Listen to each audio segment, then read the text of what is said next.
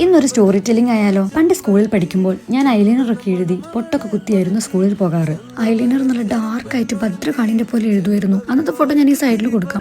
അന്ന് എനിക്ക് എന്തോരം തല്ല് കിട്ടിയിട്ടുണ്ടെന്നോ. എന്റെ അമ്മേന്റെ കയ്യിൽ നിന്ന് നാട്ടുകാരും കുടുംബക്കാരും പറയുമായിരുന്നു, അവൾ എന്ത് മേക്കപ്പാ, എന്തൊരു ഫാഷൻ ആണെന്നൊക്കെ. സ്വാഭാവികമായും ഇത് കേൾക്കുമ്പോൾ എന്റെ അമ്മ എന്റെ നേരെ എടുക്കുമെന്നല്ല, എടുത്തു. കണക്കിന് കിട്ടിയിട്ടുണ്ട്. അന്ന് ഞാനൊന്നേ പറഞ്ഞുള്ളൂ, ഈ പറയുന്നവരുടെയൊക്കെ മക്കളൊന്ന് വളർന്നു വരട്ടെ, കാലം ഇതിനൊക്കെയുള്ള മറുപടി തരുമെന്ന്. നാട്ടുകാർക്കും കുടുംബക്കാർക്കും ഒക്കെ കിട്ടുന്നുണ്ട്.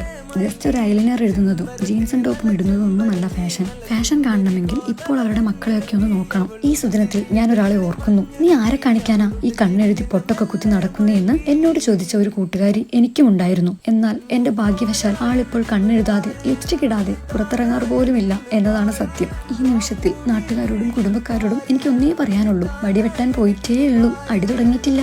Just wait and see. നിങ്ങൾക്കുള്ളത് നിങ്ങൾക്ക് തന്നെ കിട്ടും, എനിക്കുള്ളത് എനിക്കും. അപ്പോൾ ഓക്കെ, ബൈ.